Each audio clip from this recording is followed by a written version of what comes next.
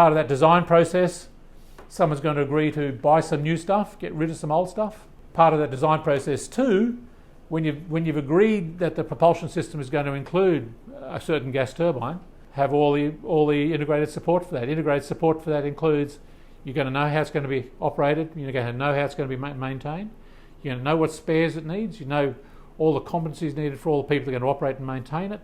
Access to the machine is going to be okay, so when it breaks you know how to get it out of the ship. You don't have to cut the ship in half to get it out. True, that does happen. True, people forget about that sort of stuff. So, but these two blue boxes should always come together. Yeah, when the kit arrives, so should all the data associated with how you're going to operate and maintain it. Yeah, and how you're going to operate and maintain it is all based on a whole series of processes. Starts off with saying, what do you want the chair to do? What do you want the ship to do? What do you want the aircraft to do? What do you want the mobile plant to do? Whatever it is. Yeah? Left hand. At this point, we've bought the chair.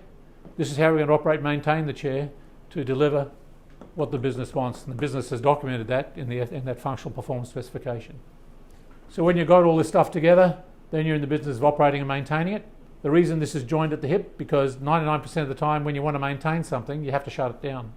So you need to integrate the operation, how you're going to operate it, with how you're going to maintain it. Right? To change the oil in your car, you have to stop the car. Right? That's the key. Right? So have you planned for that? Was it clear in the specification? You know, when I say, I used the word availability before, I kind of brushed over it. Availability is an expression of that. So if I want the ship or the car to be available for 300 days a year, I'm saying it can be down for 65 days a year. So it's going to be presumably maintained in that 60 days a year. Yeah.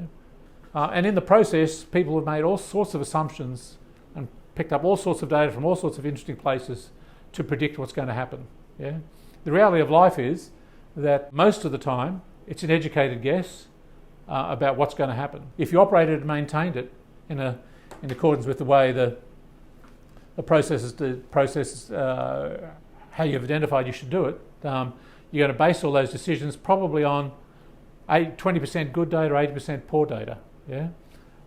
So you now want to be in the business of admitting how you did all this was kind of okay, but we could improve on that.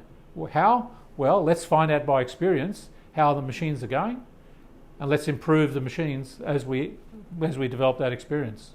Yeah.